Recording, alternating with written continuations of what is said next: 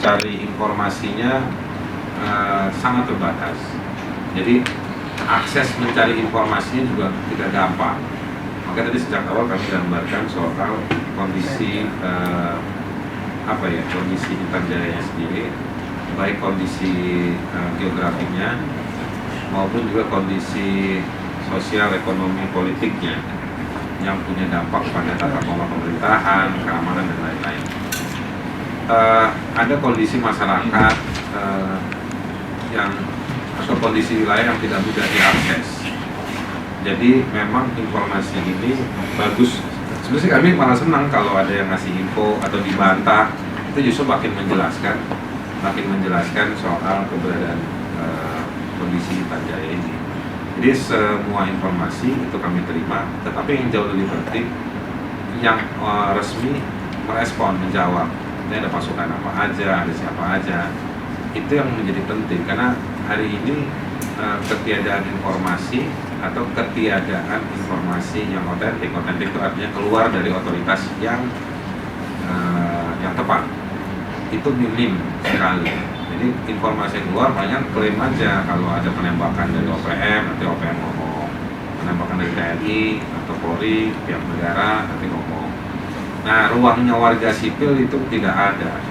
Nah, itu yang kami merasa bahwa satu, ruang warga sipil tidak ada. Yang kedua, statement yang muncul hanya klaim sepihak tanpa ada penjelasan tentang kondisi-kondisi yang yang resmi tentang banyak hal, termasuk soal pasukan keamanan. Ini sangat dihormati bagi masyarakat, dan ini saya melihat dari kasus Jeremia Janambani, masyarakat terpukul, sangat terpukul secara sifat ya, dalam arti bukan fisik. Ada rasa takut yang menyebar di masyarakat, keraguan keamanan pada diri mereka karena menganggap pendeta saja dibunuh, apalagi kami. Kira-kira respon yang cukup kuat kami dapat seperti itu. Itulah yang membuat mereka mengevakuasi diri. Bagaimana berkomunikasi dengan keluarga korban dan masyarakat. Karena salah satu harapan yang cukup patut kita garis bawahi, selain kembali, tadi Ibu Pendeta Dora sudah sampaikan, mereka ingin kasus ini diungkap secara baik dan juga memberikan dampak yang baik, misalnya mereka bisa kembali kerja dan tempatnya tidak jadi tempat konflik, kekerasan, atau tempat kegiatan militer. Informasi yang mengerucutnya itu pada Alpius, anggota TNI yang ada di Koramil Persiapan Intandiva itu. Dan Alpius ditemani oleh satu orang lagi yang kami tidak dapat namanya. Dan dua orang ini naik ke kandang babi di lokasi Pendeta Jeremia berada. Itu dengan pembagian tugas, ada dua lagi yang tunggu di ujung, bukan di ujung tapi di lokasi lain. Pembagian tugas mereka jaga di sana, dua lagi naik.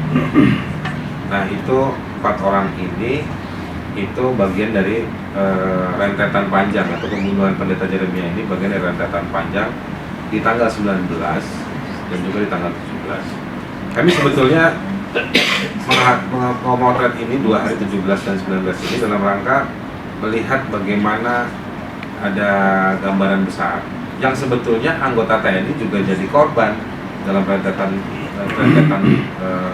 peristiwa-peristiwa 17 dan 19 itu. Tetapi kami justru melihat bahwa serangan terhadap anggota TNI dibebankan, respon baliknya dibebankan kepada warga sipil yang ada di distrik atau di kampung Intandiva itu. Dan kami tidak menemukan korelasi apa hubungan antara serangan yang dibilang dari OPM atau KKB kepada anggota TNI yang kalau tanggal 19 itu mereka cuma ada di markas, tidak keluar. Kalau 17 kan mereka di luar, sudah apalah. Nah, pas tanggal 19 itu mereka ada di markasnya, yang di sekolah yang dijadikan markas itu, diserang di situ, dan mereka agak keluar sedikit sampai ke daerah sungai gitu, dan meninggal satu di situ. Jadi kami sebenarnya pengen menempatkan ini secara, ini bukan kontestasi korban siapa yang jadi korban. Kami ingin melihatnya ini sebagai sebuah gambaran yang utuh. Dan dari situ tugas kami, karena TNI sudah mengadvokasi dirinya, atau OPM atau KKB juga sudah bikin statement mengadvokasi diri, ini warga harus ada yang mewakili membicara. Jadi kami berterima kasih kalau Komnas HAM sudah sampai di lapangan, DPRP sudah juga demikian, MRB juga demikian. Kami ingin juga melihat berkontribusi menyuarakan urgensi perlindungan sipil di tengah situasi yang secara real ya, ada konflik. Jadi mereka dijebak oleh permusuhan dua pasukan bersenjata tadi. Jadi kita pengen sekali gambarannya itu luas ke sana. Dan kami menemukan bahwa kenapa kok responnya justru ke warga sipil, menuduh, meminta mereka dalam 2 hari cari ini, apakah mereka menuduh atau punya bukti bahwa warga sipil di Itadipa punya koneksi dengan pasukan-pasukan bersenjata yang ada di luar kampung gitu. Nah itu sebaiknya diungkap seperti apa laporan intelijennya, karena kalau itu tidak diungkap atau nanti kalau tidak diungkap kita nggak tahu. Jadi kita ini semua hidup dalam tuduh-menuduh di media saja, dalam forum resminya seperti apa kita nggak tahu. Jadi tapi kita tidak punya kemampuan untuk cross check, verifikasi. Jurnalistik itu kan mudah saja, verifikasi, disiplinnya verifikasi dan klarifikasi itu saja, cek and dicek. Tapi kalau kemudian kita cuma mengikuti satu informasi, tidak bisa melakukan klarifikasi dan verifikasi, ya itu akhirnya problemnya seperti begitu. Sama dengan yang kemarin katekis itu kan, muncul pertama langsung semua tuduh itu, tapi kita tidak bisa melakukan klarifikasi kepada ketika dia dibilang dari kategori keuskupan demikian, kan kita harus klarifikasi ke keuskupan demikian. Saya lihat tidak ada yang melakukan klarifikasi itu. Jadi sama juga dengan pendeta ini ya. Awalnya ini kalau di Papua memang sangat rumit ya, sangat luas. Jadi kalau kita yang sudah biasa di Papua itu mungkin orang pikir mudah saja, ternyata tidak. Di Papua nih kalau seperti di Tanjaya juga bukan cuma kita punya kemampuan menjadi jurnalistik yang kuat, tapi pertama yang nyali. Saya mau liputan ditembak-tembak tuh. Yang kedua fisik kuat. Saya mau jalan di gunung-gunung itu dengan udara tipis baru sakit-sakitan tuh. Yang ketiga kamu harus punya uang yang kuat juga. Naik ke Nduga itu bukan gratis kan. Saya naik ke Nduga sampai 30 juta. Gua itu sewa mobil, belum ke Intan Jaya lagi. Jadi memang jurnalistik di Papua itu sangat sulit dari yang tertentu langsung dijadikan berita, karena mengklarifikasi, memverifikasi berita itu sangat sulit. Itu mungkin harus kita sadari sama-sama. Ya, cari kembali ke awal yang namanya jurnalistik itu kan disiplin verifikasi dan klarifikasi saja. Kalau kita bisa melakukan verifikasi dan klarifikasi yang benar, ya sudah kita bisa puas dengan produk jurnalistik kita. Yang terjadi kan tidak.